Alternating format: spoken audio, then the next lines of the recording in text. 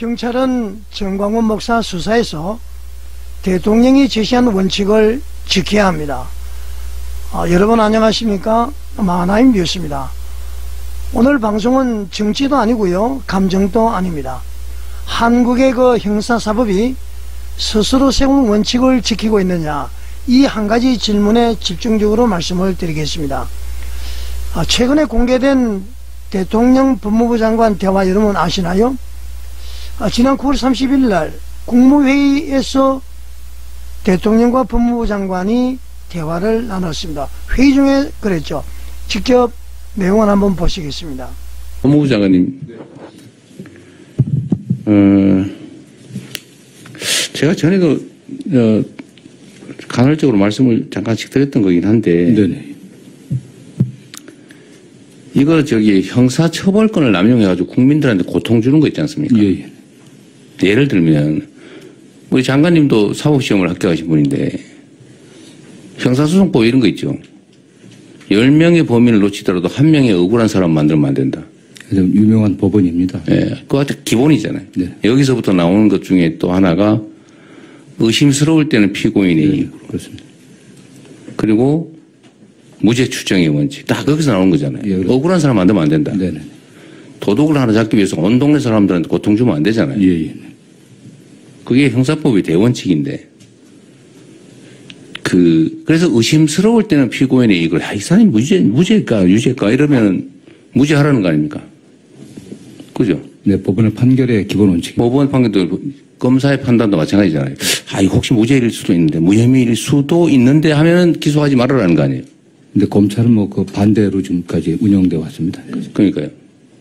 그것도 마음대로. 네. 마음에 안 들면은 혹시 죄가 있을 가능성이 조금 있다 싶으면 기소해가지고 고통 주고. 네.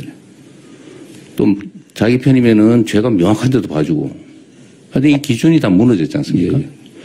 자, 여러분 방송 보셨죠? 이날 말이죠, 이재명 대통령이 한 워딩은 아주 매우 중요한 얘기입니다. 자, 좀 제가 정리를 하면은 말이죠, 형사처벌권을 남용을 해서 국민에게 고통을 주면 안 된다. 10명의 범인을 놓치더라도 1명의 억울한 사람을 만들면 안 된다. 의심스러울 때는 피고인의 이익으로 해야 된다. 도둑 하나 잡자고 말이죠, 온 동네 사람에게 고통을 주면 안 된다. 그렇게 얘기를 했습니다. 틀린 말 하나도 없죠. 자, 그리고 말이죠, 지금 이 원칙은 헌법이라든가 형사소송법이라든가 말이죠, 그리고 모든 문명 국가가 지키는 사법의 대원칙으로 볼 수 있습니다. 볼 수 있는 것이 아니라 대원칙입니다. 자, 그런데 지금 정광훈 목사님에 대한 수사는 말이죠, 이 기준을 여러분 지키고 있다고 생각하십니까? 자, 현재까지 제가 한번 조사를 해봤습니다. 언론에 공개된 사실을 종합하면은 정광훈 목사님에 대한 그 범죄 혐의에 대해서 말이죠, 언론에 공개된 사실을 종합하면은 몇 가지가 나오는데 지금부터 여러 가지를 해드리겠습니다. 첫째 말이죠, 직접 증거는 아직까지 없습니다. 언론에 보도된 것이 없습니다. 검찰과 경찰이 확보했다고 주장하는 것은 말이죠, PC 교체건입니다. 1월달에 사건이 발생했죠. 그리고 6개월 뒤에 7월달에 PC를 교체했다. 사랑제일교회에서는 정기적으로 교체 기간을 해서 했다. 그렇게 이야기를 하고 말이죠. 그리고 이제 그 집회를 사전에 집회 조직을 한 정황이 있다. 그런 이제 보도가 있고요.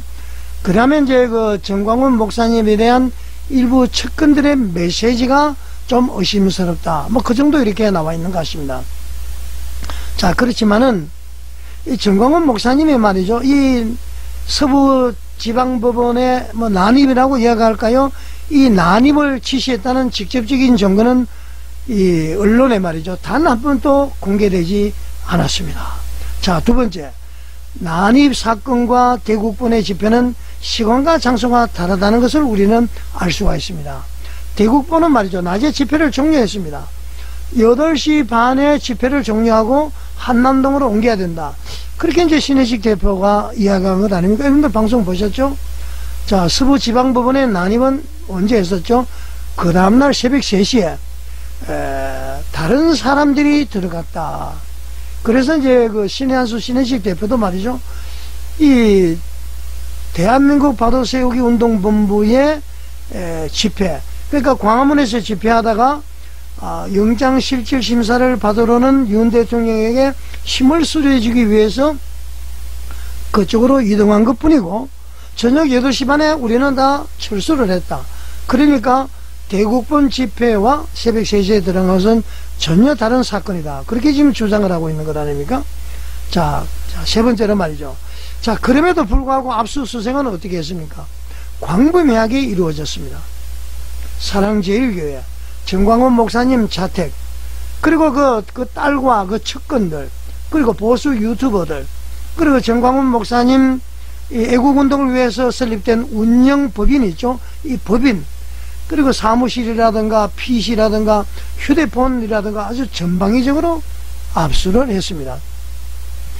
자, 여러분, 도대체 말이죠, 왜 직접 증거가 공개되지 않은 사건에서 이렇게 많은 사람들이 고통을 받아야 됩니까?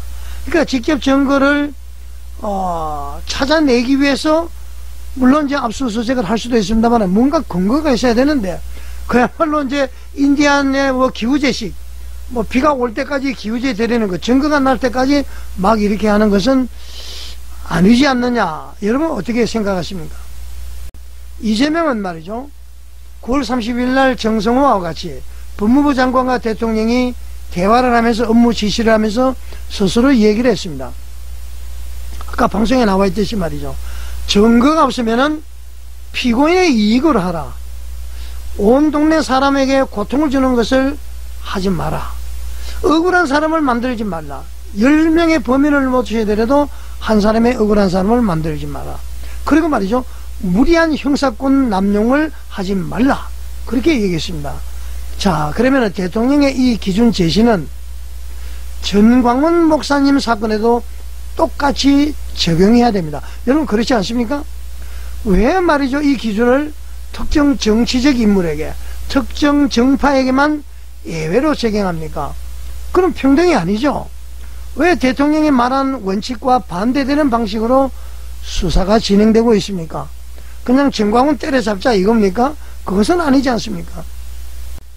자, 보수 우파들이 요구하는 것은 단 하나인 것 같습니다. 제가 볼 때 이재명 대통령의 원칙을 대통령의 수사기관이 그대로 따르라, 그런 것 같습니다.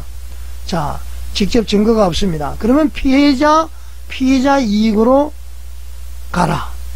모든 것은 직접 증거가 없이 정황뿐이다. 그렇기 때문에 그러면은 무리한 압수수색은 하지 말아야 됩니다. 그리고 광범위한 소환을 해서 말이죠, 온 동네 고통을 주는 것을 하지 마라. 억울한 사람을 만들지 마라. 억울한 사람 만들지 말라. 뭔가 확실하지 않으면 무혐의 또는 불기소 원칙을 적용해라. 이것이 이재명 대통령이 밝힌 대원칙입니다. 이것이 말이죠, 이 사법의 공정성을 이야기하는 것입니다. 이 보수파는 이 사법의 공정성을 요구하는 것입니다. 자, 여러분, 형사권 남용 금지, 이런 그 대통령 발언을 말이죠, 그대로 따르라. 그렇게 이제 요구하는 것 뿐이죠. 자, 여러분, 이 원칙이 말이죠, 배우자나 아들이나 여당 인사에게만 적용이 되고요. 다시 말하면 이 원칙이 대통령이나 대통령 배우자나 아들이나 여당 인사에게만 적용이 되고요. 정광훈 목사님 같은 인물에게는 적용이 되지 않는다면은 그것은 법치라고 할 수 있습니까? 그것은 바로 선택적인 법치인 것입니다. 법치가 아니라는 얘기입니다.